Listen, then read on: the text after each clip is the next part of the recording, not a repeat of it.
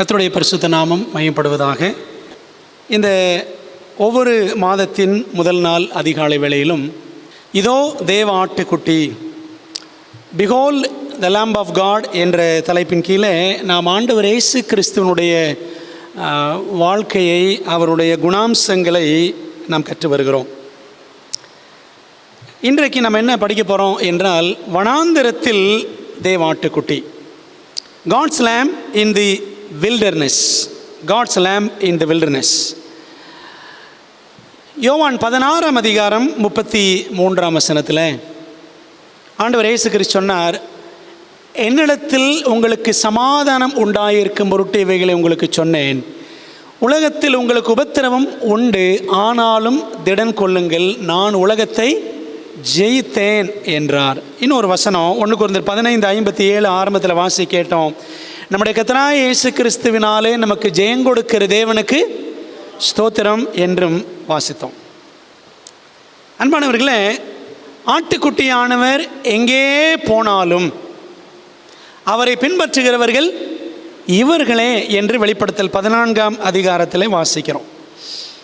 ஆட்டுக்குட்டியானவர் எங்கே போனாலும் உன்னதத்தில் அவரை பின்பற்ற போகிறவர்கள் உலகத்திலும் இருக்கும்போது அவரையே உண்மையாய் உறுதி கொள்ளையாமல் பின்பற்ற வேண்டும். 144,000 பேர் ஆட்டுக்குட்டியானவர் எங்கே போனாலும் அவர் பின்பற்றுவார்கள்னு படிக்கிறோம்ல, வெளிப்படுத்தல் 14:4. ஆகவே பரலோகத்தில் எங்கே போனாலும் அவர் பின்னாடியே இருப்போம். ஒரு ஜனக்கூட்டம், ஒரு சிறப்பான ஜனக்கூட்டம் அவர் பின்பாகவே இருக்கும் என்றால் என்ன பண்ணணும்? இங்கே நாம் அவரை பின்பற்ற வேண்டும். நம்ம என்ன படிச்சுட்டு இருக்கிறோம்? எங்கெல்லாம் ஆட்டுக்குட்டியானவர் பூமியிலே போனார், அவர் போன இடங்களிலெல்லாம் வெளிப்பட்ட அவருடைய குணங்கள் என்னென்ன, அதே குணங்களை நம்முடைய வாழ்க்கையில் நாம் வெளிப்படுத்த வேண்டும் என்பதுதான் நாம் படிக்கிற இந்த தொடர் வரிசை பாடங்கள். பெத்லகேமில் தேவ ஆட்டுக்குட்டி பிறந்தார். யோர்தானில் தேவ ஆட்டுக்குட்டியானவர் ஞான ஸ்நானம் பெற்றார். அதன் பின்பு வனாந்தரத்திலே தேவாட்டுக்குட்டியாக நாம் அவரை மத்தேயு 4, லூக்கா 4 ஆகிய அதிகாரங்களிலே பார்க்கிறோம். இந்த உலகம் என்னும் வனாந்தரத்திலே தேவனின் ஆட்டுக்குட்டிகளாக இருக்கும் நாம் வனாந்தரத்தில் தேவ ஆட்டுக்குட்டியானவர் வாழ்ந்த வாழ்வு, அவர் நடந்த வகை, இவை எல்லாவற்றிலிருந்தும் பாடம் கற்றுக்கொள்ள வேண்டும். அவரும் ஆட்டுக்குட்டி, நாமும் யார் தான்? ஆட்டுக்குட்டிகள் தான். அவர் எப்படி நடந்தாரோ அதே போல நாமும் இந்த உலகத்தில் நடக்க வேண்டும். அது எப்படி என்பதைத்தான் நாம் இந்த தொடர் வரிசையில் படிக்கிறோம். இந்த நாளில் நான் படிக்க போகிற இந்த பாடத்தை, வனாந்தரத்தில் தேவ ஆட்டுக்குட்டி, இந்த பாடம் என்ன என்பதை நாம் ஜெபத்தோடு கற்றுக்கொள்ளுமா? ஜெபிப்போம். நல்ல தகப்பனே, நம்முடைய வேதம் திறந்து நம்முடைய வார்த்தைகளை தியானிக்க போகிறோம். கர்த்தாவே, இந்த புதிய மாதத்தில் நம்முடைய பாதத்தில் அமர்ந்து நாங்கள் பிரவேசிக்கும் பொழுது தேவ ஆவியானவர் எங்களோடு பேசும்படி வேண்டுகிறோம். நம்முடைய திருவசனங்கள் வழியாக எங்கள் சிந்தையை திறக்கும்படி, எங்களுடைய அகக்கண்களை திறக்கும்படி வேண்டுகிறோம். நம்முடைய வேதத்தில் அதிசயங்களை பார்க்க எங்கள் கண்களை திறந்தருளும். ஆண்டவர், நம்முடைய மெல்லி சத்தத்தோடு ஆவியானவர் பேசும். கர்த்தாவே, சொல்லும் அடியார்கள் கேட்கிறோம். நீர் பெருக வேண்டும், நாங்கள் சிறுக வேண்டும். இயேசுவின் மூலம் ஜெபிக்கிறோம் நல்ல பிதாவே, ஆமென். ஞான ஸ்நானத்திற்கு அடையாளமாக சிவந்த சமுத்திரத்தை இஸ்ரவேல் ஜனங்கள் கடந்தார்கள். அதை கடந்ததுக்கு அப்புறம் அடுத்து எங்கே போனாங்க? வனாந்தரத்திற்கு சென்றார்கள். அப்படி தான் வாசிக்கிறோம் பைபிளில். அதுபோல இயேசுவும் ஞான ஸ்நானம் பெற்ற பின் அடுத்து எங்கே போனார்? வனாந்தரத்துக்கு போனார். எப்படி போனாராம்? வேதம் சொல்லுகிறது, ஆவியானவராலே வனாந்தரத்திற்கு கொண்டு போகப்பட்டார். பாருங்கள், லூக்கா 4:1 படிக்கிறோம். இயேசு பரிசுத்தாவியினாலே நிறைந்தவராய் யோர்தானை விட்டு திரும்பி ஆவியானவராலே வனாந்தரத்திற்கு கொண்டு போகப்பட்டார் அப்படின்னு வாசிக்கும். ஞான ஸ்நானத்தில் பல ஆசீர்வாதங்கள் இருந்தாலும், பல ஆசீர்வாதங்கள் என்னென்ன? சபையில் சேர்றோம், பரலோக குடும்பத்தில் ஒரு நபராக சேர்கிறோம், அதுக்கப்புறம் கல்யாணமும் நடக்கும், கல்யாணத்துக்கு ஞானஸ்நானம் எடுக்கிறவங்களாம் இருக்கிறாங்க, சரிதானே? காலேஜுக்கு போகிறதுக்காக எடுக்கிறவங்களும் இருக்கிறாங்க. பல ஆசீர்வாதங்கள் இருந்தாலும் அதனுடன் பலவித சோதனைகளுக்குள்ளும் பரிசுத்த ஆவியானவர் வழி நடத்துகிறார். ஆவியானவர் தாமே அவ்விதம் நடத்துகிறார் என்பதை அறியாத சிலர் ஞானஸ்நானத்துக்கு பின் பல சோதனைகள் வரும்போது சோர்ந்து போகிறார்கள். சோர்ந்து போகக்கூடாது, ஆவியானவரோடு சேர்ந்து போக வேண்டும். சரிதானே? இயேசு அப்படித்தான் செய்தார். ஆவியானவர் சோர்ந்து போனாரா? சோதனைகள் வந்த உடனே அவர் சோர்ந்து போகலை, ஆவியானவரோடு சேர்ந்து போனார். பரிசுத்த ஆவியானவர் தான் அவ்விதம் நடத்துகிறார் என்ற அறிவு வரும்போது வனாந்தரத்திற்குள் மகிழ்ச்சியாக பிரவேசிக்கலாம். வனாந்தரம்னா என்ன? பாடுகள் நிறைந்த இடம். இஸ்ரவேல் ஜனங்கள் 40 ஆண்டுகளும் வனாந்தரத்தில் பலவிதமான பாடுகளை கடந்து சென்றார்கள். இயேசுவும் இந்த 40 நாட்கள் உபவாச வனாந்தர அனுபவத்தில் அவரும் சில கஷ்டமான கசப்பான அனுபவங்களை கடந்து சென்றார். இப்போ கேள்வி, 40 நாட்களும் சோதனையா? பைபிளில் 2 வசனங்களை படிச்சிங்கன்னா அப்படி தான் இருக்கும். சரிங்களா? லூக்கா 4 2ஆம் வசனம் பாருங்களேன். லூக்கா 4ஆம் அதிகாரம் 2ஆம் வசனம் சொல்லுது, 40 நாள் பிசாசினால் சோதிக்கப்பட்டார். சரிங்களா? இன்னொரு வசனம் பாருங்க, மத்தேயு 4ஆம் அதிகாரம் 2ஆம் வசனம் படித்தா அங்கேயும் என்ன சொல்லியிருக்கு என்றால், மத்தேயு 4ஆவது அதிகாரம் வசனம் 2 வாசிக்கிறோம், அவர் இரவும் பகலும் 40 நாள் உபவாசமாக இருந்த பின்பு அவருக்கு பசி உண்டாயிற்று அப்படின்னு வாசிக்கிறோம். சரிங்களா? ஒரு இடத்துல 40 நாள் பிசாசு நாள் சோதிக்கப்பட்டான்னு படிக்கிறோம். இங்கே 40 நாள் உபவாசமாக இருந்த பின்பு அவருக்கு பசி உண்டாயிற்று. அன்பானவர்களே, 40 நாட்களும் அவர் சோதனைகளை சகித்தாராம். என்ன பதில் அப்படின்னு படிப்போம். 40 நாட்களுக்கு பின்பு அவர் 3 கடுமையான சோதனைகளை சந்தித்தார். 3 முக்கியமான சோதனைகளை மட்டும் வேதாகமத்தில் ஆவியானவர் பதிவு செய்து வைத்திருக்கிறார். அந்த 40 நாள் உபவாச அனுபவத்துக்கு பின் இயேசு அந்த 40 நாள் சமயத்தில் எப்படி இருந்தார், அதுக்கு பிறகு எப்படி இருந்தார் இதை நாம் புரிந்து கொள்ள வேண்டும் என்றால் டிசரவேஜஸ் பக்கம் 118 119 வாசிக்கிறேன். When Jesus entered the wilderness, he was shut in by the Father's glory. இயேசுவானவர் வனாந்தரத்திலே நுழைந்த பொழுது பிதாவின் மகிமையினால் அவர் சூழப்பட்டிருந்தார். Absorbed in communion with God, he was lifted above human weakness. தேவனோடு அந்த உறவில் அவர் மூழ்கி இருந்தபடியினால் மாம்ச பலவீனத்திலிருந்து அவர் உயர்த்தப்பட்டிருந்தார். பாருங்களேன், அப்போ 40 நாள் அவர் எங்கே இருந்தாராம்?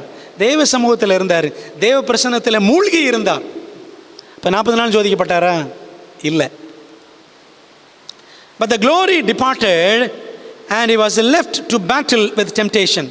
அந்த 40 நாளும் தேவ பிரசன்னத்தில் இருந்தார், தேவ மகிமைக்குள்ளாக இருந்தார்.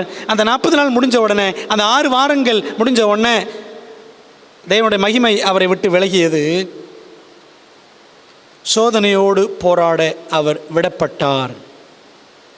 It was pressing upon him every moment. அந்த சோதனை அவரை அணுகிக் கொண்டே தான் இருந்தது ஒவ்வொரு நொடியும். His human nature shrank from the conflict that awaited him. அவருக்கு ஒரு கடுமையான போராட்டம் இருக்கிறதே, அந்த போராட்டத்திலிருந்து விலகி கொள்ள அவருடைய மானிட சுபாவமானது என்ன செய்ததாம்? துடித்தது. எதுக்கு இந்த போராட்டம் அப்படின்னு மாம்சத்தில் அவர் விலக நினைத்தார். For 40 days he fasted and prayed. 40 நாட்கள் உபவாசித்து ஜெபித்தார். Weak and emaciated from hunger, worn and haggard with mental agony, his visage was so marred more than any man, and his form more than the sons of men. ஏசாயா 52:14 வாசிக்கிறோம். அந்த 40 நாட்கள் உபவாசத்துக்கு அப்புறம் பலவீனத்தோடும் பசியினால் நிறைந்தவராக களைப்போடும் மனதில் வியாகுலத்தோடும் அவர் இருந்த பொழுது அவர் தோற்றம் எப்படி இருந்துச்சு பாருங்களேன். ஏசாயா 52:14, மனுஷனை பார்க்கிலும் அவருடைய முகப்பார்வையும் மனுபுத்திரரை பார்க்கிலும் அவருடைய ரூபமும் இவ்வளவு அந்த கேடு அடைந்தபடியினாலே அவரை கண்ட அநேகர் பிரமிப்படைந்தார்கள். இந்த 40 நாட்கள் அவர் ஒன்றுமே சாப்பிடல, எதுவுமே குடிக்கல, தோற்றமே மாறிடுச்சு. பாருங்களேன், மனுஷனை பார்க்கலாம், அதாவது அவருடைய முக தோற்றமே மனுஷ தோற்றத்தை விட வித்தியாசமாக மாறிடுச்சான்.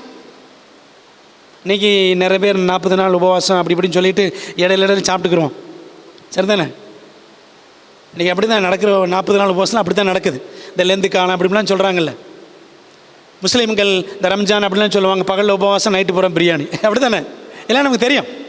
ஆனால் ஆண்டவர் இயேசு கிறிஸ்து பாருங்களேன், இந்த 40 நாளுக்கு அப்புறம் அவர் தோற்றமே மாறிடுச்சான். அந்த கேடு முகமே பயங்கரமாக வித்தியாசமாக ஆயிடுச்சு. அவரை கண்ட அனைவரும் பிரமிப்படைந்தார்கள். இவரா அவர் அப்படின்ற மாதிரி இருந்தாராம்.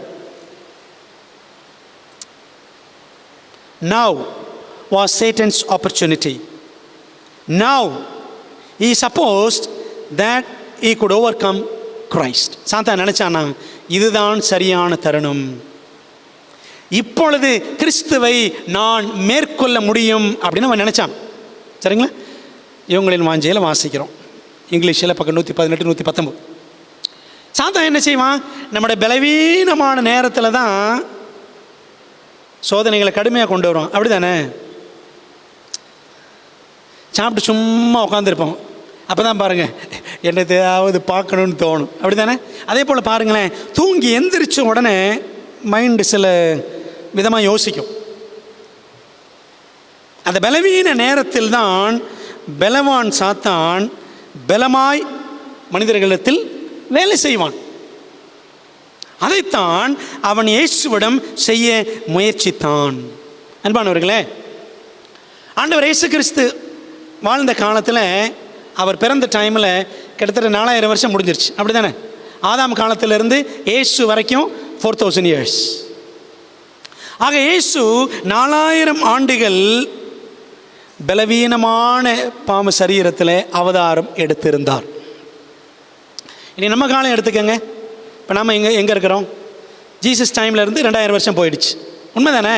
அப்படியானால் ஆதாம் காலத்திலேருந்து இன்றைக்கி நம்முடைய காலம் வரைக்கும் ஏறக்குறைய 6000 ஆண்டுகள். அப்போ நீங்களும் நானும் 6000 ஆண்டுகள் பலவீனமான பாவ சரீரத்தில் நாம் அவதாரம் எடுத்திருக்கிறோம். விளங்குதா உங்களுக்கு?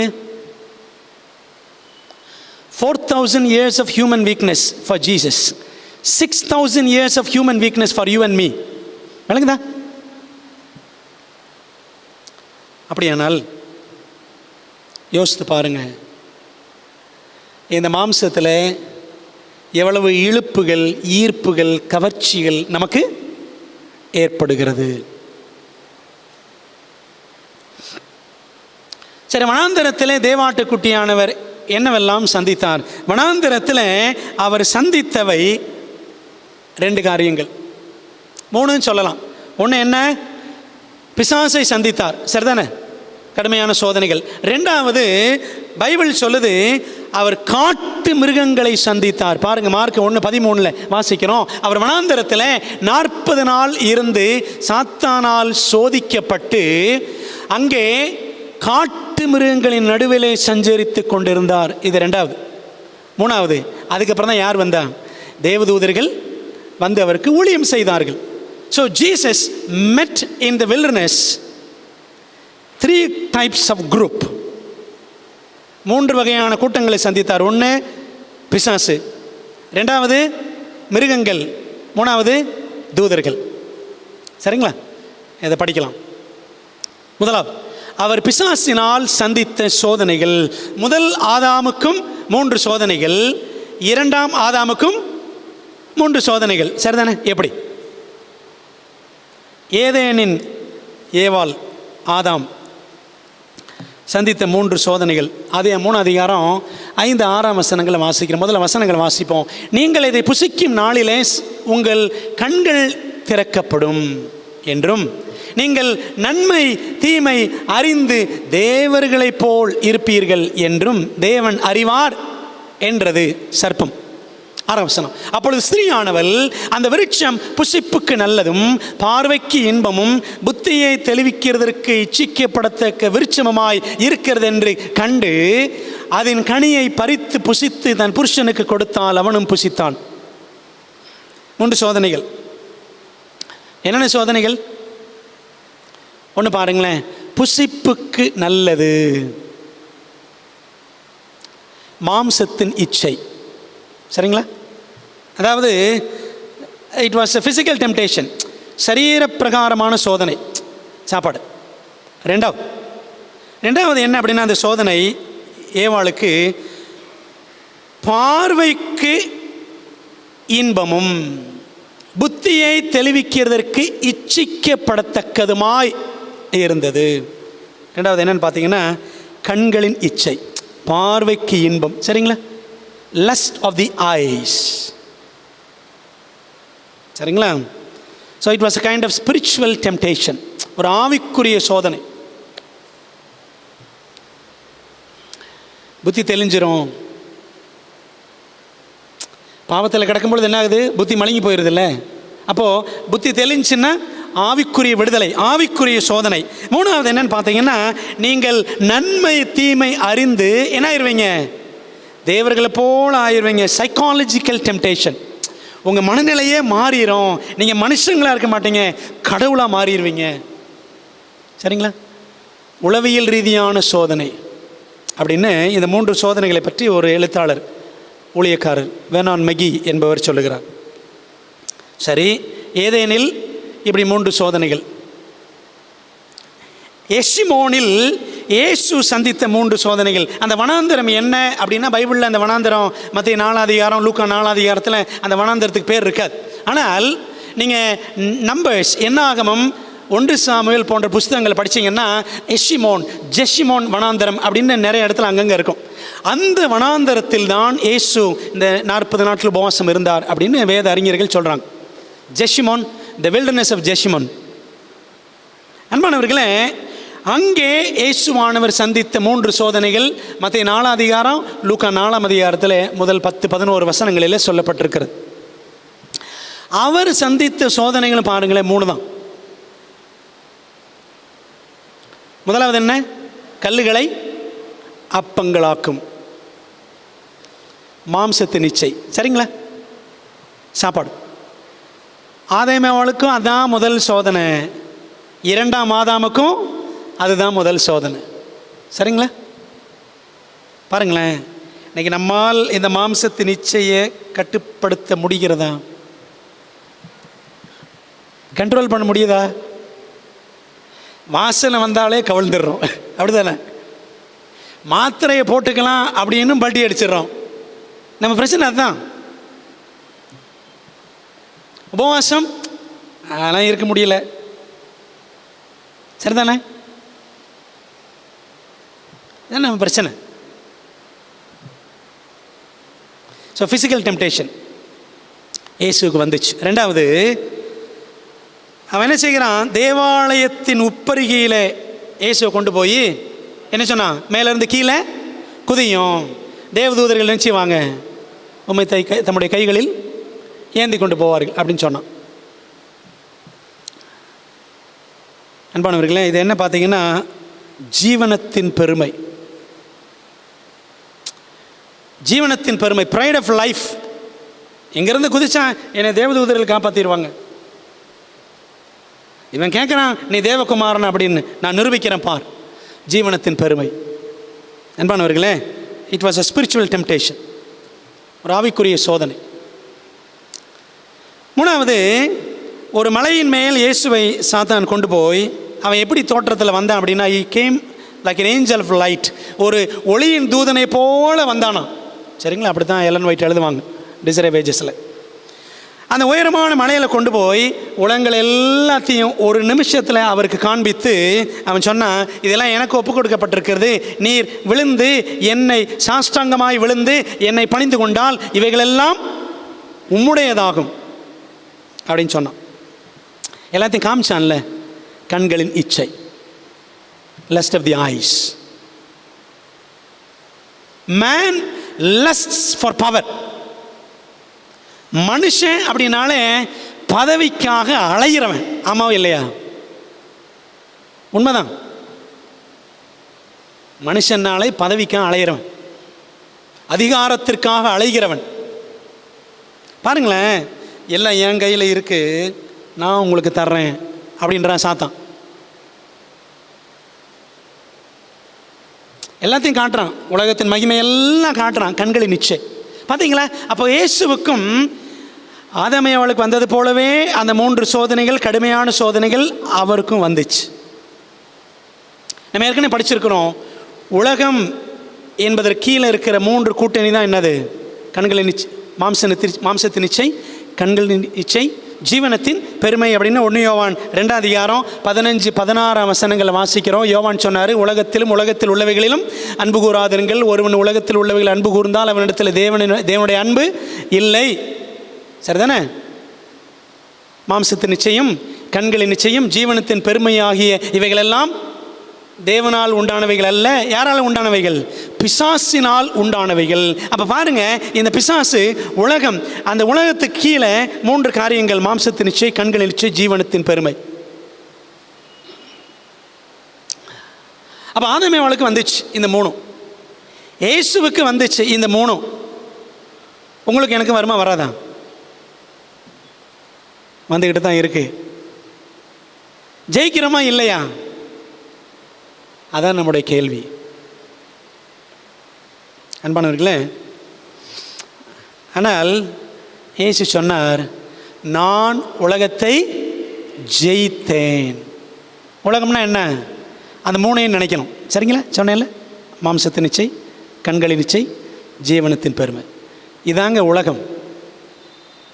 நான் உலகத்தை ஜெயித்தேன். அப்போ ஆண்டவர் நமக்கு ஜெயம் கொடுப்பாரா? அதான் படித்தோம். நம்முடைய கர்த்தராகிய இயேசு கிறிஸ்துவினாலே நமக்கு ஜெயம் கொடுக்கிற தேவனுக்கு ஸ்தோத்திரம். பிரியமானவர்களே, வனாந்தரத்தில் தேவாட்டுக்குட்டியானவராகிய இயேசுவை பார்க்கிற நாம், அவர் ஜெய கிறிஸ்து, என்னையும் ஜெய கிறிஸ்தவனாக மாற்ற வல்லவர் என்று அந்த நோக்கத்திலே நாம் அவரை பார்க்க வேண்டும். சரிங்களா? நம்ம அவர் பார்க்குறதெல்லாம் எப்படி? நமக்கு பொருள் கொடுப்பார் அப்படி தானே பார்க்குறோம். நமக்கு ஜெயம் கொடுப்பார் என்று பார்க்கிறோமா?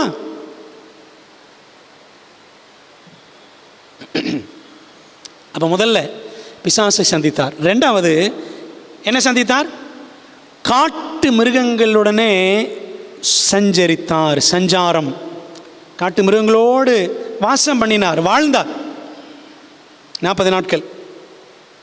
பிரியமானவர்களே, அப்போ அது தேவனுடைய திட்டமாக இருந்துச்சு. பிதாவின் திட்டம் 40 நாள் உபவாசம் இருக்கணும், மிருகங்களோடு இருந்தார் அந்த காட்டுக்குள்ளே.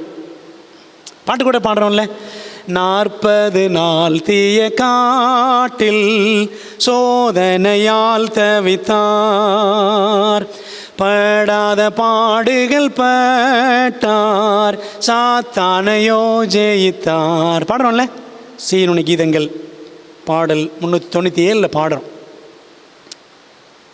தேவனுடைய ஒழுங்கின்படி நாம் வாழும்போது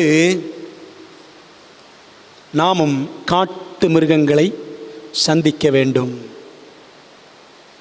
காட்டு மிருகங்கள் ஒன்று நீங்கள் சிங்கம் புலி கரடின்னு நினச்சிக்காதீங்க. என்ன சொல்கிறாரு? 22ஆம் சங்கீதம் வாங்கலேன். 22ஆம் சங்கீதம் மேசியாவின் சங்கீதம் என்று பெயர் பெற்றுள்ளது. ஆண்டவர் இயேசு கிறிஸ்துவை பற்றி 1000 ஆண்டுகளுக்கு முன்பாகவே தீர்க்க தரிசனமாக தாவீது எழுதி வைத்த சங்கீதம் 22ஆம் சங்கீதம், மேசியாவின் சங்கீதம். அதில் இயேசுவானவர் எப்படியெல்லாம் பாடுகள் படுவார்ன்றதை சொல்லி வச்சிருக்கிறார் தாவீது. 2-3 வசனங்களை பாருங்களேன். சங்கீதம் 22 வசனம் 12, வாசிக்கலாமா? அநேகம் காளைகள் என்னை சூழ்ந்திருக்கின்றன, காட்டு மிருகங்கள். பாஷான் தேசத்து பலத்த எருதுகள் என்னை வளைந்து கொண்டன, காட்டு மிருகங்கள். 13ஆம் வசனம் பாருங்க. பீறி கெர்ச்சிக்கிற சிங்கத்தை போல் என் மேல் தங்கள் வாயை திறக்கிறார்கள், காட்டு மிருகங்கள். 16ஆம் வசனம் பாருங்க. 16ஆம் வசனம். நாய்கள் என்னை சூழ்ந்திருக்கின்றன. பாருங்களேன், அப்போ என்னதாங்க சொல்றாருங்க தாவீது? காளைகள்ன்றாரு, பலத்த எருதுகள்ன்றாரு, நாய்கள் அப்படின்றாரு. விளக்கம் என்ன? கீழே பாருங்க. பொல்லாதவர்களின் கூட்டம் என்னை வளைந்து கொண்டது. அப்போ பாருங்களேன், ஆவிக்குரிய அர்த்தம் காட்டு மிருகங்கள்லாம் யாரை குறிக்கும்? பொல்லாதவர்களின் கூட்டம். அன்பானவர்களே, மேசியாவை காளைகள், எருதுகள், நாய்கள் சூழ்ந்திருந்தன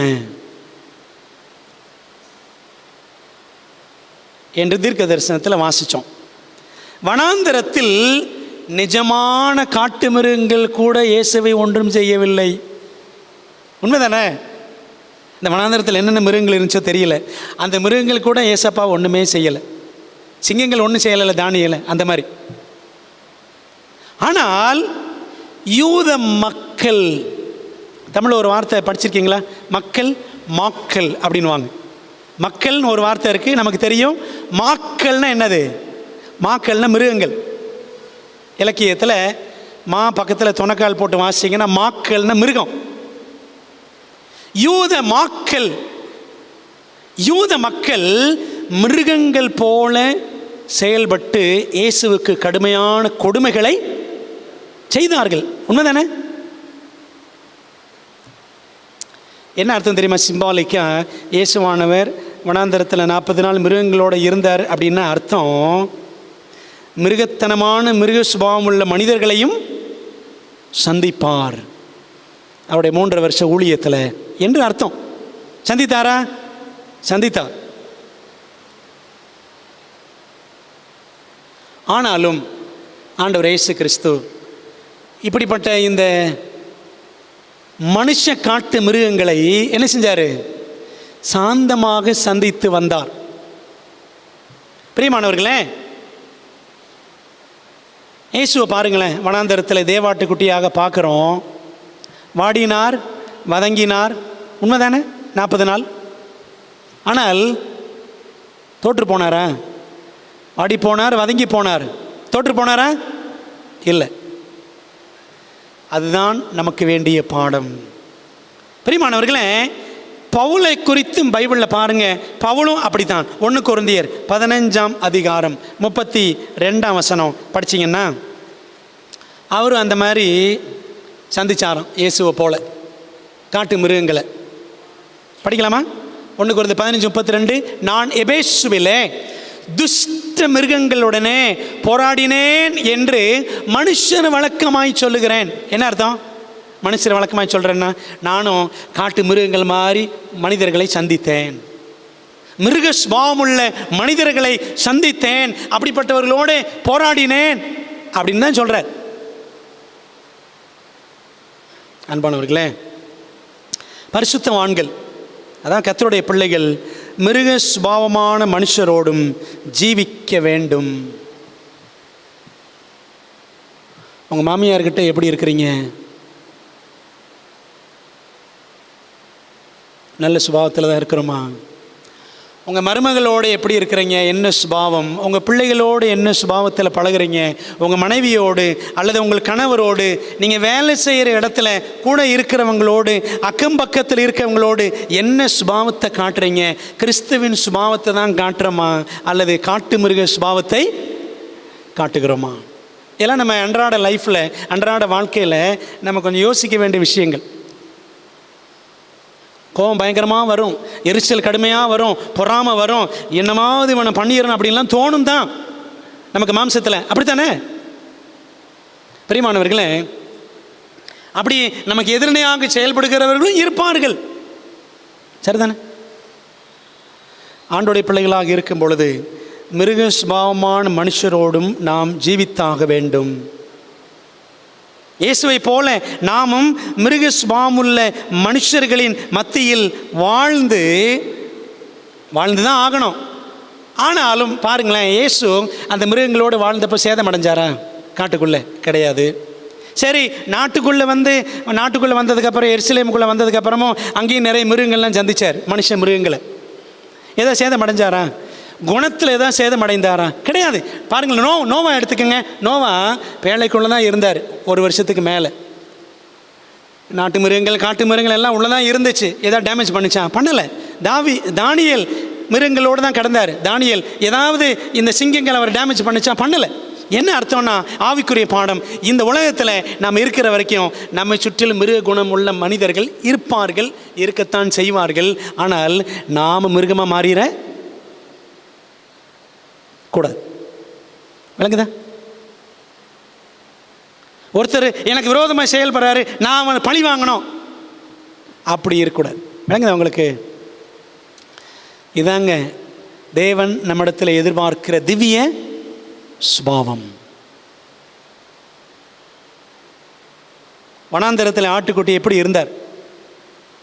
அந்த 40 நாள் மட்டுமல்ல, அதுக்கப்புறம் அவர் செய்த அடுத்த 3.5 ஆண்டுகளும் எத்தனையோ மிருகங்களை சந்திச்சார். யூதாஸ் என்ற மிருகத்தை சந்திச்சார், உண்மைதானே? பிலாத்து என்ற மிருகத்தை சந்தித்தார், ஏரோது என்ற மிருகத்தை சந்தித்தார், யூத மக்கள் என்ற மிருக கூட்டத்தை சந்தித்தார். ஆனாலும் அவர் ஆட்டுக்குட்டியாகவே தான் நிலைத்து நின்றார். அன்பானவர்களே, ஆகவே நாம் ஒருவேளை அப்படி மனுஷர்கள் மத்தியில், மிருக குணம் படைத்த மனுஷர்கள் மத்தியில் வாழ நேரிட்டாலும் அப்படிப்பட்டவர்களால் சேதமடையாமல், அதாவது நம்முடைய குணசீலத்திற்கு, நம்முடைய குண வளர்ச்சிக்கு எவ்வித மாற்றமும் தடுமாற்றமும் ஏற்படாமல் நாம் ஜீவிக்க வேண்டும். ஒரு முக்கியமான கடைசி பாடத்தை சொல்லி முடிக்க விரும்புகிறேன். இயேசு சோதனைகளை சந்தித்தார், பிசாசின் மூலமாக ஜெயித்தார். காட்டு மிருகங்களை சந்தித்தார், ஜெயித்தார், சேதப்படுத்தவில்லை. அதுக்கப்புறம் பாருங்கள், தேவதூதர்கள் இறங்கி வந்து அவருக்கு ஊழியம் செஞ்சாங்க, உணவு கொடுத்தார்கள், அவர் பலப்பட்டார். லூக்கா 4:14 கூட வாசிக்கிறோம்.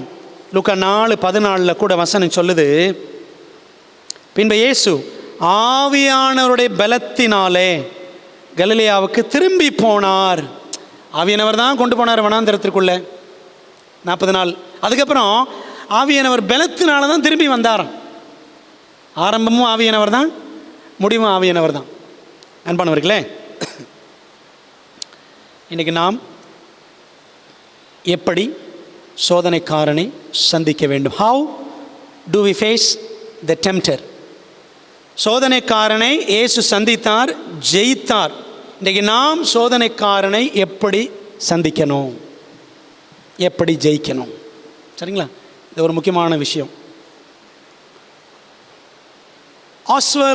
ஆஸ்வால்டு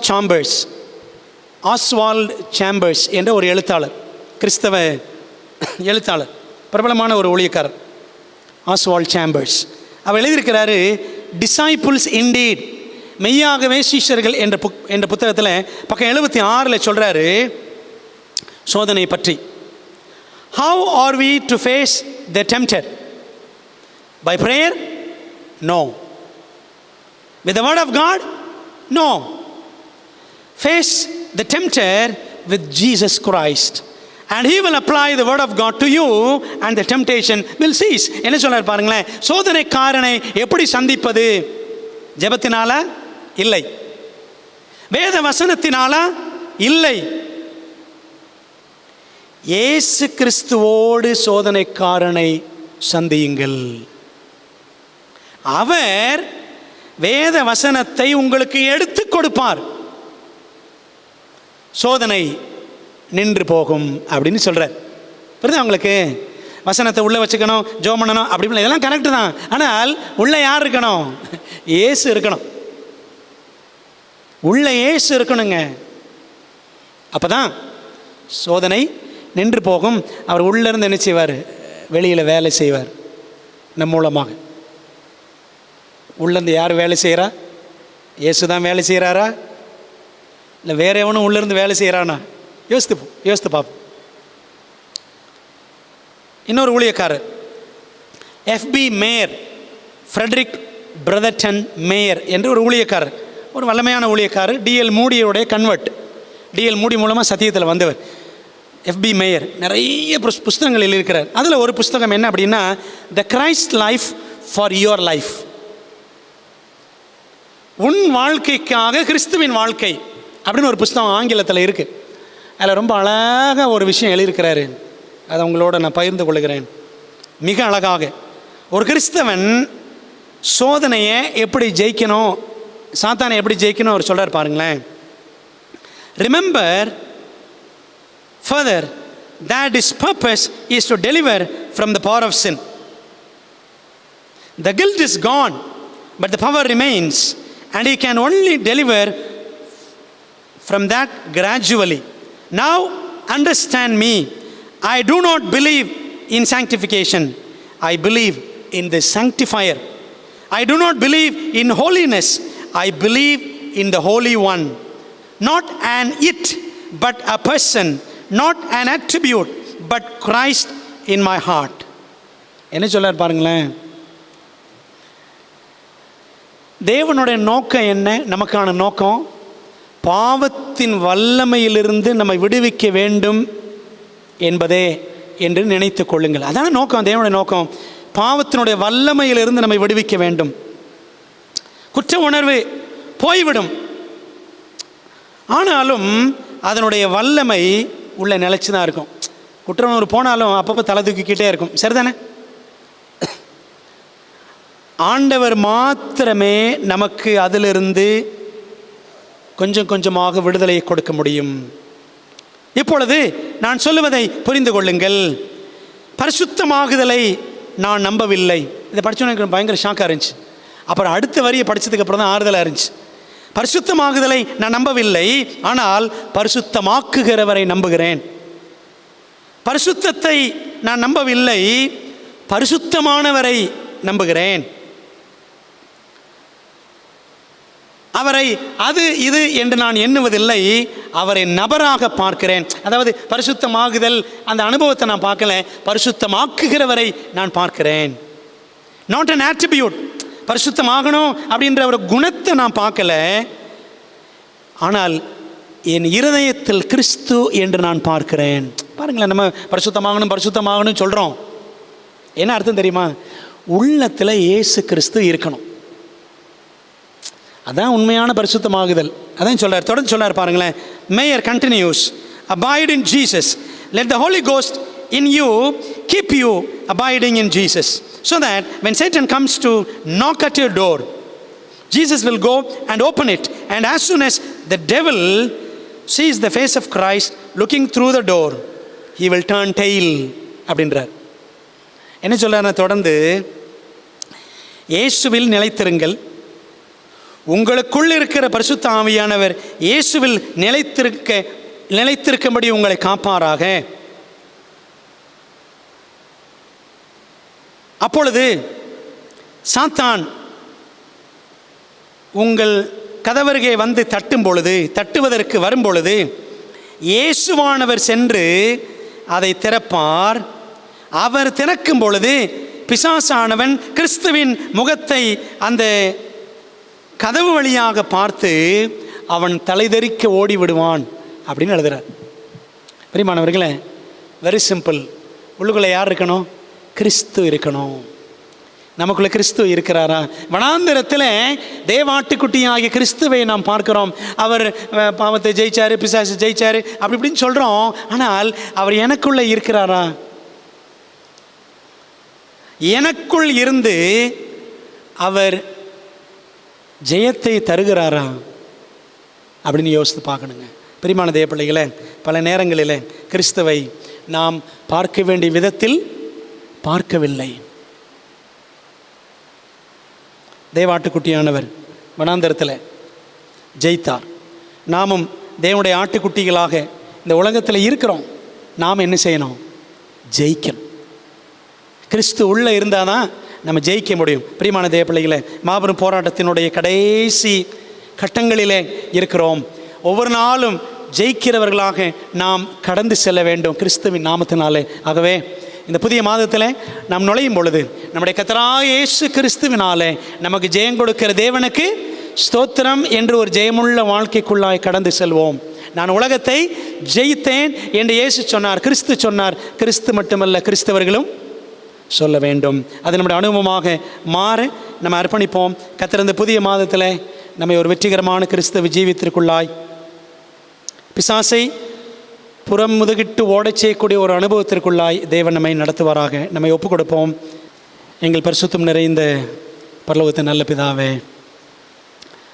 இந்த புதிய மாதத்திற்காக 2025ஆம் ஆண்டின் 4வது மாதம் 1ஆம் நாள் அதிகாலை ஆராதனையிலே நாங்கள் கலந்து கொள்ளும்படி எங்களுக்கு கொடுத்த மகத்துவமான சலாக்கியத்திற்காக நன்றி ராஜா.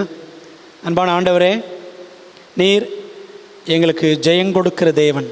நம்முடைய கர்த்தராகிய இயேசு கிறிஸ்துவினாலே நமக்கு ஜெயம் கொடுக்கிற தேவனுக்கு ஸ்தோத்திரம் என்ற வாக்குத்தத்தத்தை கிறிஸ்துவின் வாழ்க்கையோடு ஒப்பிட்டு நாங்கள் படித்தோம். ஆண்டவரே கர்த்தாவே, இந்த உலகத்திலும் நாங்கள் பிசாசின் சோதனைகளை, காட்டு மிருகங்கள் போன்ற சுபாவம் உள்ளவர்களை சந்திக்க வேண்டியது இருக்கலாம்.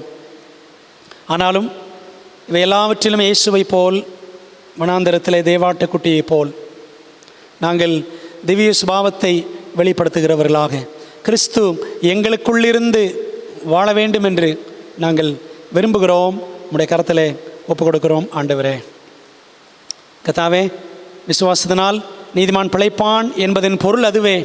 கிறிஸ்து உள்வசிப்பது தான். உள்வசித்து தம்முடைய விசுவாசத்தை, கிறிஸ்து தமது விசுவாசத்தை எங்கள் மூலமாக செயல்படுத்துவது தான் அந்த விசுவாசத்தினால் நீதிமான் பிழைத்தல் என்பதை நாங்கள் கற்றுக்கொண்டு வருகிறோம். அதையும் இன்றைக்கு எங்களுக்கு பாடமாக நினைப்பூட்டினீர். அதற்காக நன்றி தகப்பனே. கர்த்தாவே, நாங்கள் இந்த உலகத்தில் ஜெயமுள்ள ஜீவியம் செய்ய நீர் எங்களுக்கு உதவி செய்யும். எங்களுக்குள்ளா இயேசுராஜா நீர் இருந்து வாசம் பண்ணி வாழ்வீராக. அப்பொழுது சாத்தானானவன் சோதனைகளை கொண்டு வரும் பொழுது எங்கள் மூலமாக இயேசுவின் முகத்தை பார்த்து அவன் தலைதெறிக்க ஓடுவான் என்று நாங்கள் படித்தோம். ஆண்டவரே, அப்படிப்பட்ட ஆசீர்வாதங்களை, கிருபைகளை எங்களுக்கு தாரும். இயேசுவை பொருள் கொடுக்கிறவராக மாத்திரம் நாங்கள் பாராதபடி ஜெயம் கொடுக்கிறவராய் பார்க்க எங்களுக்கு உதவி செய்யும். கர்த்தாவே, இந்த புதிய மாதத்தில் புதிய கிருபைகளை எங்களுக்கு தந்து சபையார் எல்லாரையும் ஆசீர்வதிப்பீராக. ஆன்லைனில் இணைந்திருக்கிற பிள்ளைகள் எல்லாரையும் ஆசீர்வதியும். படைக்கப்பட்டிருக்கிற காணிக்கைகள் கொடுத்த பிள்ளைகள் அனுப்பினவர்கள் எல்லாரையும் ஆசீர்வதியும். ஆண்டவரே, இந்த புதிய மாதத்தில் குறிப்பாக 10th பிள்ளைகளுக்காக ஜெபிக்கிறோம். பிள்ளைகள் தொடர்ந்து பரீட்சைகளை எழுதுகிறார்கள். அவர்களுக்கு வேண்டிய நல்ல ஞானத்தை கொடுத்து சபையில் இருக்கிற பிள்ளைகள், இன்னும் சென்ட்ரல் ஸ்கூலில் படிக்கிற அந்த 10th படிக்கிற பிள்ளைகள், இன்னும் மற்ற வகுப்புகளில் இருக்கிற எல்லா பிள்ளைகளுக்காக ஜெபிக்கிறோம். எல்லாரும் சிறப்பாக தேர்வுகளை எழுத பிள்ளைகளுக்கு நல்ல ஞானத்தையும் சுகத்தையும் தருவீராக. ஆண்டவரே, எங்களை பள்ளிக்கூடங்களிலே இந்த ஆண்டு கர்த்தர் மிகச்சிறந்த தேர்ச்சிகளை, வெற்றிகளை குவித்து தர வேண்டும் என்று நம்முடைய பாதத்தில் ஒப்படைக்கிறோம். அரசு தேர்வு எழுதியிருக்கிற எல்லா பிள்ளைகளுக்கும் நல்ல வெற்றியை தாரும். அன்பின் ஆண்டவரே, இந்த நேரத்திலும் இந்த மாதத்தில் இருக்கிற ஊழியங்கள், ஆராதனைகள் அனைத்திற்காக ஜெபிக்கிறோம். ஆண்டவரே, வர்ற ஓய்வு நாள் இருக்கக்கூடிய ஆராதனைகள் மற்றும் இரவு முழுவதும் ஜெபம், பிற்பாடு இருக்கக்கூடிய 3 நாள் அந்த கூட்டங்கள், திருவிருந்த ஆராதனை, இச்சையடக்க இலாக்கா போட்டிகள் என்ற அநேக காரியங்கள் இந்த மாதத்தில் இருக்கிறதப்பா. எல்லாவற்றையும் தெய்வ சமூகத்தில் ஒப்படைக்கிறோம். தகப்பனே, சபை குடும்பங்கள், எல்லா குடும்பங்களையும் ஆசீர்வதியும். உடைய பிள்ளைகள் செய்யக்கூடிய தொழில்கள், போக்குவரத்து, வேலைகள், ஆண்டவரை சின்ன சின்ன வியாபாரங்கள், வைத்திருக்கிற கடைகள் எல்லாத்தையும் ஆண்டவர் ஆசீர்வதிங்க. கர்த்தருடைய கரம் எல்லா குடும்பங்களையும் காக்க வேண்டும் என்று, தேவனுடைய வேலி எல்லா குடும்பங்களை சுற்றிலும் இருக்க வேண்டும் என்று நாங்கள் கெஞ்சுகிறோம்ப்பா. தேவனுக்கு பிரியமாய் நடக்க எங்களுக்கு நீர் பலத்தை தாரும். ஆண்டவரே தகப்பனே, உடைய சமூகத்தில் முற்றிலும் ஒப்படைக்கிறோம். தகப்பனே, உடைய சமூகம் எங்களுக்கு முன் செல்லட்டும். தேவ ஆவியானவர் எங்களை நன்மையும் செம்மையுமான பாதையில், நீதியின் பாதையில், பரிசுத்தத்தின் பாதையில் எங்களை நடத்த வேண்டும் என்று ஜெபிக்கிறோம். எங்களை ஒப்புக் கொடுக்குறோம் ராஜா. இந்த மாதம் முழுவதும் கூட இருங்க. கர்த்தாவே, உம்முடைய குமாரனாய கிறிஸ்துவை என்னாலும் வெளிப்படுத்த, எங்கள் வாழ்க்கையில் வெளிப்படுத்த எங்களுக்கு நீர் உதவி செய்யும். எங்கள் ஜெபத்தை ஏற்றுக்கொள்ளுங்க, ஆசீர்வதித்து அனுப்புங்க. ஆண்டவரே, யார் யார் விண்ணப்பங்களோடு, தேவைகளோடு, தங்கள் மனதில் வியாகுலத்தோடு வந்திருக்கிறார்களோ அவர்கள் எல்லாருக்கும் ஆண்டவர் பதில் கொடுத்து ஆறுதல் கொடுத்து ஆசீர்வதிக்க வேண்டும் என்று கெஞ்சுகிறோம். இந்த கோடை காலத்திலும் நீதாமே தகப்பனே எங்களையும் எங்கள் பிள்ளைகளையும் சபை குடும்பங்கள் எல்லாரையும் தேவன் வெயிலின் கொடுமையிலிருந்து காக்க வேண்டும் என்று ஜெபிக்கிறோம். எங்களுக்கு நீர் நிழலாய் இருப்பதற்காக ஸ்தோத்திரம். எங்களை தொடர்ந்து நடத்தும், ஆசீர்வதியும். தேவனுடைய நாமம் மகிமைப்படவும் ஆண்டவரே வருகிற நாட்களிலே இந்த VBS ஊழியங்களையும் சிறப்பாக செய்யவும் கர்த்தர் எங்களுக்கு அருள் தாரும். ஜெபத்தை ஏற்றுக்கொள்ளும், ஆசீர்வதித்து அனுப்பும். இயேசுவின் நாமத்தில் ஜெபிக்கிறோம் ஜெபங்கேலும் நல்ல பிதாவே, ஆமென். என் ஆத்மாவே கர்த்தரை ஸ்தோத்திரி, என் முழு உலமையோட பரிசுத்த நாமத்தை ஸ்தோத்திரி. என் ஆத்மாவே கர்த்தரை ஸ்தோத்திரி, அவர் செய்த சகல உபகாரங்களையும் மறவாதே. ஆமென். நம்முடைய கர்த்தராக இருக்கிற இயேசு கிறிஸ்துவின் கிருபையும் பிதாவாகிய தேவனுடைய அன்பும் ஆவியானவரின் ஐக்கியமும் ஆசீர்வாதமும் தேவதூதர்களின் பாதுகாப்பும் வழிநடத்தலும் இந்த புதிய மாதத்தில் பிரவேசிக்கிற கர்த்தருடைய பிள்ளைகளை எல்லாரோடும் தேவாசீர்வாதம் பரீட்சை எழுதக்கூடிய பிள்ளைகளோடும் என்றும் என்றும் சதா காலங்களிலும் தங்கியிருப்பதாக. ஆமென்.